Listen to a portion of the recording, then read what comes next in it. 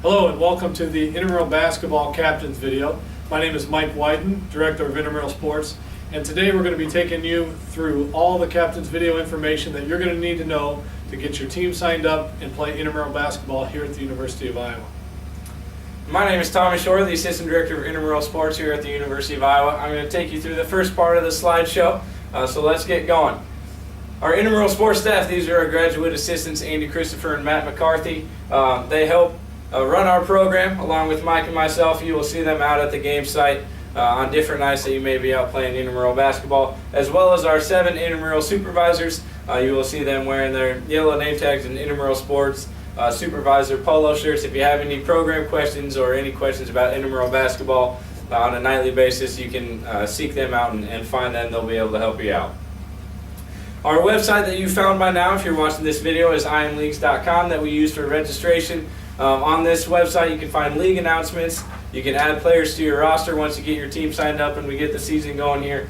You can find your schedules once those are made shortly after registration.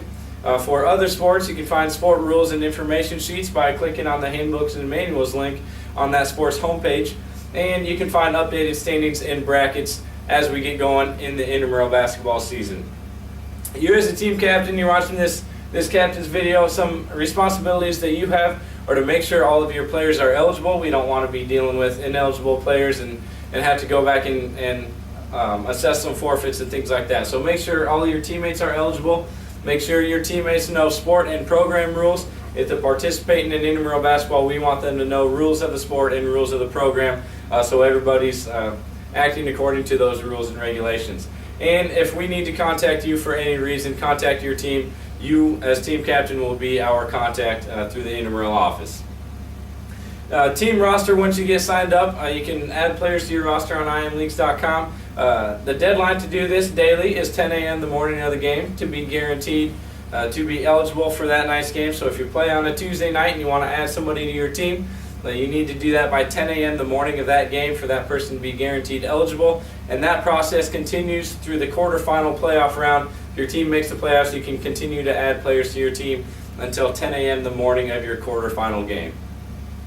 As you're adding players and things like that, make sure you check imleagues.com frequently to assess the eligibility of your team. As we talked about, you're responsible for making sure everybody on your team is eligible. So make sure your roster doesn't have any errors before you go out there and play, so we don't have to deal with any situations like that. If you need to drop somebody from your roster, you can complete a roster drop request form that is available on imleagues.com, on the Intramural Sports Rec Services website, or outside of our office in E216 Fieldhouse. Complete that, we'll process your request, and if that person is eligible to be dropped from your team, meaning they have not played in any games for your team that season or so far in the season, we'll go ahead and process that request. To be eligible to participate in intramural sports, a person must be a student, faculty, or staff member at the University of Iowa, or a spouse or a legally married partner of a student, faculty, or staff member. And anybody playing intramural sports, playing intramural basketball, you can be on one men's or women's team, and you can be on one co-rec team. You cannot be on more than one men's team or more than one co-rec team. If somebody does enter a game on a second men's or women's team or a second co-rec team, that person is ineligible for the remainder of the season. So, and that's for all leagues, all divisions. Once you're ineligible for the rest of that season. And if your team happens to have any ineligible players on your roster, we'll go back and your team will be awarded a forfeit for any games in which that ineligible player participated. So make sure, again, as team captain, that you don't have any ineligible participants on your roster. If you sign up in the fraternity league for fraternity participation, anybody on that team must be an active member or pledge of that organization. Along those same lines, in the Men's Residence Hall League, any person that lives in any residence hall can play in the Residence Hall League. You don't all have to live in Slater or all have to live in Quad. As long as anybody lives in the residence hall, that person is eligible to play on your team. When you get signed up and everything, you've got a game that night, you show up for your game. All players must present a university ID card to check in for that game. at the Fieldhouse South Gym. You'll check in with the officials or the scorekeeper on your court that you're assigned, so you can get there, check the court grid, find out where you're playing, and go ahead and check in with the scorekeeper on that court with your university ID. There's no exception to this. Every person that plays must present a university ID card. You need it to get into the facility, so bring that with you to get into the field house, and then just use it to check in. Captains, we need you to remind all your players to bring their university ID cards for every game, so we don't have to deal with any situations of people forgetting and not being able to play that night. If anybody uses a fake ID or uses somebody else's ID or something along those lines, that person is subject to suspension from our program. We frown highly on that, so anybody that does that will be suspended for a period of time, and those incidents will be reported to the Dean of Students Office for possible further university sanctions for violation of the Student Code of Conduct. So use your ID and your ID only. Along those same lines, participant conduct. Any participant who participates in a fight during intramural participation will be suspended from all recreational services activities for 1 calendar year. So if you get in a heated situation to start fighting, you're going to be suspended from those activities for quite a while. Those incidents will also be reported to the Dean of Students Office for further sanctions as they deem necessary. In regards to sportsmanship, any player ejected from any contest in intramural sports will be required, along with the team captain, that's you watching this video, to meet with a representative from the intramural sports staff. So the ejected participant and the team captain will be contacted, asked to set up a meeting. Those players will be suspended from any further intramural participation until after the meeting. After the meeting, if things go well, the captain will be reinstated. The ejected participant will be suspended for at least 1 more contest. Sportsmanship is a great part of our program, an important part of our program, and we want to stress good sportsmanship all the time. So we have sportsmanship ratings in intramural basketball that our officials determine for each team in every contest. Our sportsmanship rating scale is 1 to 4. Every team will start at a 2.5 rating, and you can either move up to a 2 or 1, which is on the good side, or you can move down to a 3 or 4, which is on the bad side. If you receive a 3, you'll get an email. As team captain, you'll get an email from our office saying you need to improve your sportsmanship a little bit, get up there in the 2 and 1 range. If you receive a 4, as team captain, you will be required to meet with the intramural sports staff before your next contest. And any team that does not have a 2.5 or better sportsmanship average will be ineligible for playoff competition. Our intramural officials out there on a nightly basis are students. They're student intramural officials. They're your peers. You may be in classes with them or see them around campus. They are your peers, trained by our intramural staff to officiate intramural basketball. Please treat these officials with respect, the same respect that you expect to deserve out there being a participant in our program. You should show that same respect to our officials who are trying to be there to make some money and provide a good opportunity for you to have some fun and play some basketball. Forfeits: if your team can't make it that night and you do not show up within 10 minutes of your scheduled game time, your team will be written down for having forfeit and your team will be fined. The fine will go to your U-bill as team captain, and that fine will be half of the registration fee, which is $42.50.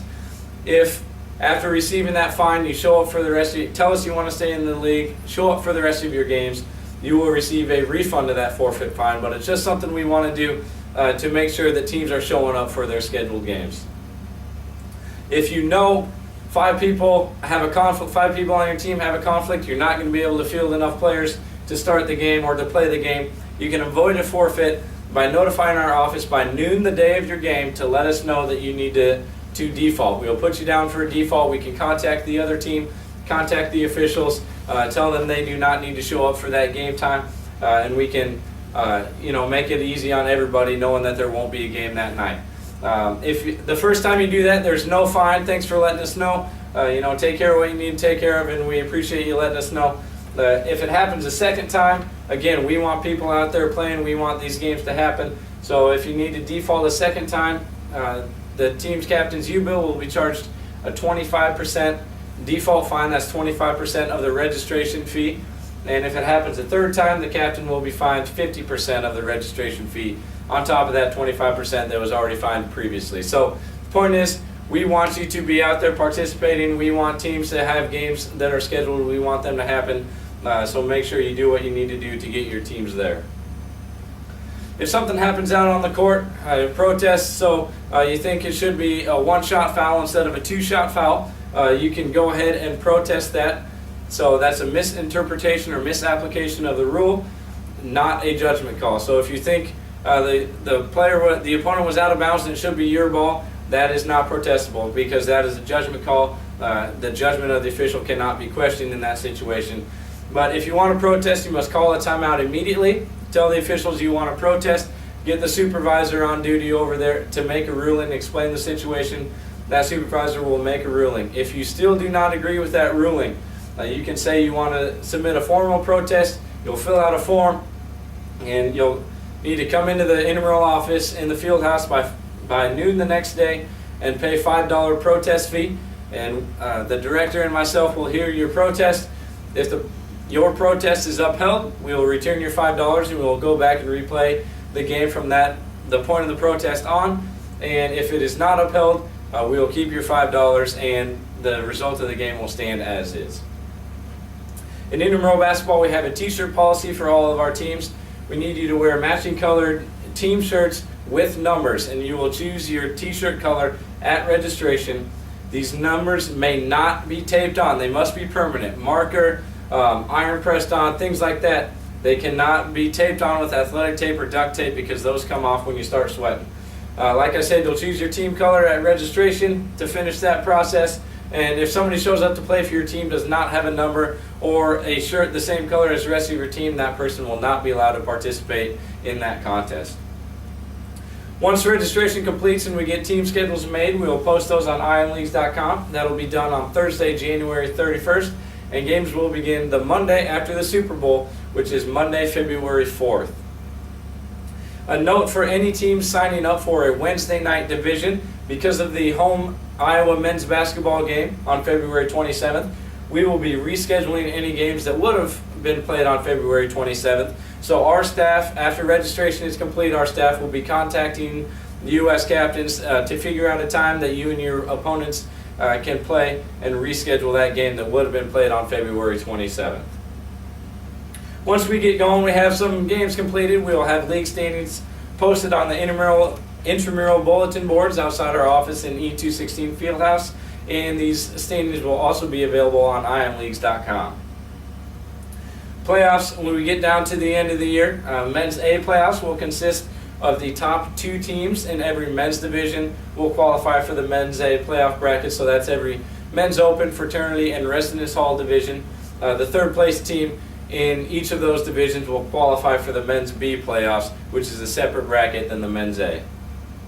For women's and co-rec, the top 3 teams in each women's and each co-rec division will qualify for that league's specific bracket. When we get near the end of the season, to determine playoff positioning, we will have a Buffalo Wild Wings playoff draw. It will be held at Buffalo Wild Wings in downtown Iowa City on Wednesday, March 13th. So what we're going to do there is each captain at this playoff draw night will select his or her team's position in the playoff bracket. So if your team qualifies for playoffs, you can choose your spot in the bracket. The selection order for choosing your spot in the bracket will be based on sportsmanship rating first. Again, that's the most important part of our program is sportsmanship. And secondly, it'll be based on win percentage. So if you have a perfect sportsmanship rating, 1.0, and you have a 4-0 win-loss record, you will be one of the first teams to select your playoff positioning. If you don't send a representative to that event on March 13th, we'll randomly place you into the playoff bracket and you lose the right to try and reschedule your first round match.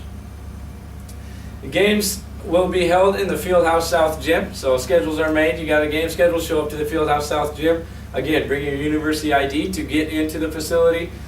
You must bring that ID to get in the facility and to check in for your game, as I already mentioned. So make sure you remind your teammates to have that with them. And as we get going into the year, there is some construction going on around the field house. and in the field house. So if there's any changes to where you enter the facility and things like that and how you get to the South Gym, we'll go ahead and communicate that through ionleagues.com and let you all know of any changes or anything you need to know about.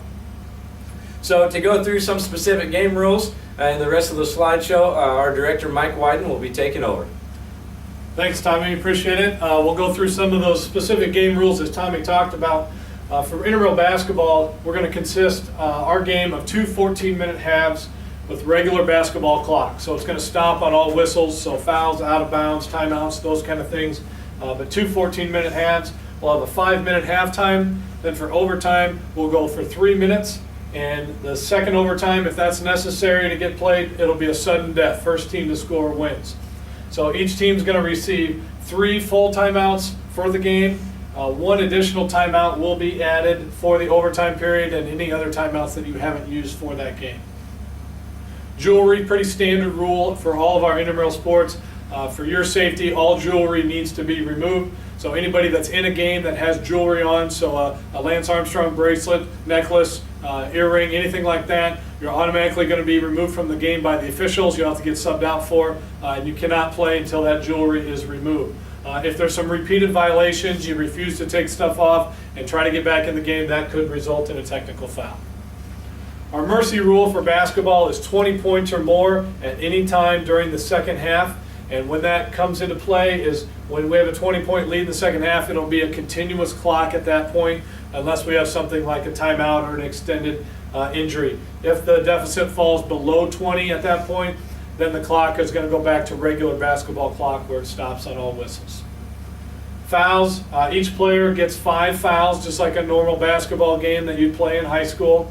And all personal fouls and all technical fouls are going to count towards those 5 for disqualification. And any player that receives 2 technical fouls or a flagrant foul will automatically be ejected at that point in the game. Free throw rules are just like National Federation of High School Sports rules. You cannot enter the lane until the ball hits the rim or the backboard. So for those players lined up along the lane lines or the shooter or anybody outside the three-point line, you cannot get inside there until the ball hits. And then substitutes, we're going to bring in all substitutes prior to the last free throw. And the lane spaces nearest the end line that are below the block are going to be empty. So that first defensive spot will be above the block. Technical foul free throws, you'll result in 2 free throws by anybody on the team, and then the ball awarded to that team that didn't get the technical at the division line. Intentional fouls will be 2 free throws for the person that got fouled and the ball nearest the spot of the foul. Again, on technical fouls, what we call technical fouls, some examples are unnecessary roughness, so contact during the dead ball period, those kind of things, dirty play, or foul language directed at an official or directed at an opponent. Those are all examples of what could be a technical foul. And again, the offended team gets 2 free throws in the ball. So you as captains try to talk to your teammates about sportsmanship, and hopefully you guys don't get to the point where you receive a technical foul. Some team control fouls, those are fouls committed by a member of the team that is in possession of the ball. There are no free throws awarded for these team control fouls. When there's a foul called, when there is no team control, a double foul, you would have a jump ball during that time.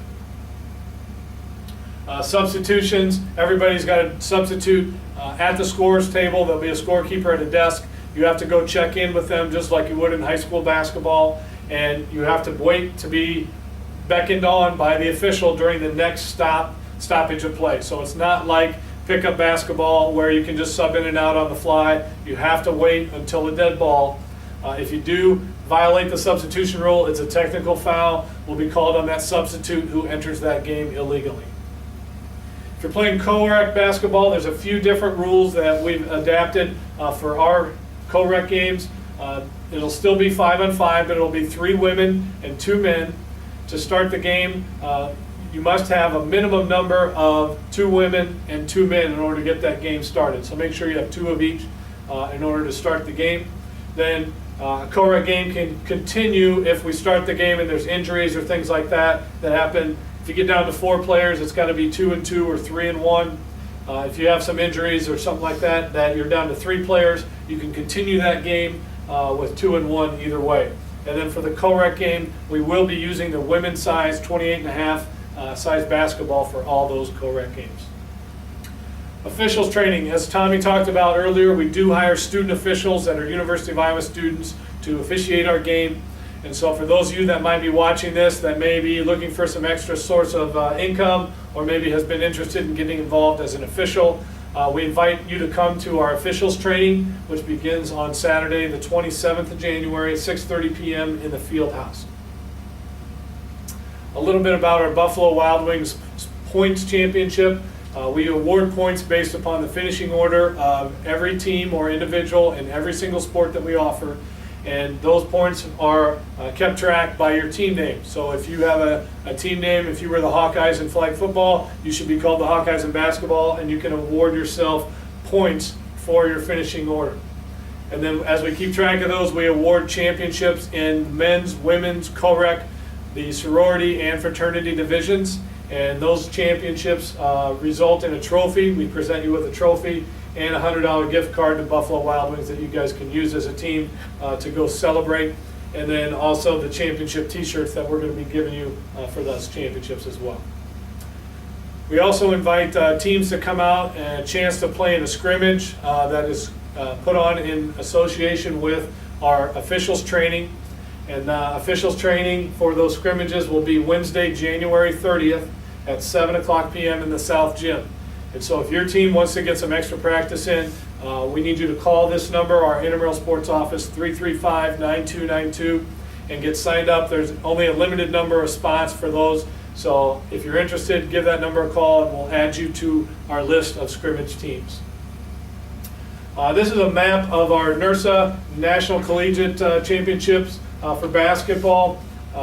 You can see on this map where these regionals are being held across the country. There's different regionals in different locations. These regional tournaments are very competitive. They're a lot of fun to go to as a team, and you get to compete with other teams from around the Midwest and around the country. Then the winners of the regionals advance on to the national championships for intramural basketball. So you can see there on this map, and we'll post this on our website too, of where the regionals are and what dates they're being held. A supporter of our intramural sports program, and specifically basketball, is Champion. We're excited to be partnering with them again this year. They're going to provide some benefits that you as players in our program are going to take advantage of. For the first 15 teams that sign up, they can provide some double dry performance shirts that you can wear during your games that Champion will provide. They'll also provide some lanyards for us to give out for teams of the week, and then also some championship shirts if you were to go on and win the intramural basketball championship. A little bit about the customized shirts that you can order if you're one of the first 15 teams. They come in 4 different colors. Your team name will be on the back of that, and it'll say Champion, how you play on the front, as well as a number on the back. So that will meet the number requirement that we have for intramural basketball, and available in a bunch of different sizes there. So you wonder, how do you get to be one of these first 15 teams? Number one, you got to get your team fully registered on the IM League's website. So you have to be a registered team and get into a division before we will approve your order.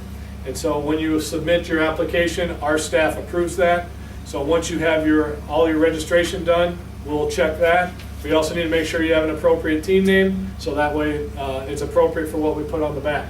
And then how to apply, you go to www.championsofintramurals.com and sign up for that. And there you'll fill out the details of the form and say you're from the University of Iowa, and we get an email saying you've applied for that, and we'll approve that. So the first 15 teams that do that can get these shirts from Champion.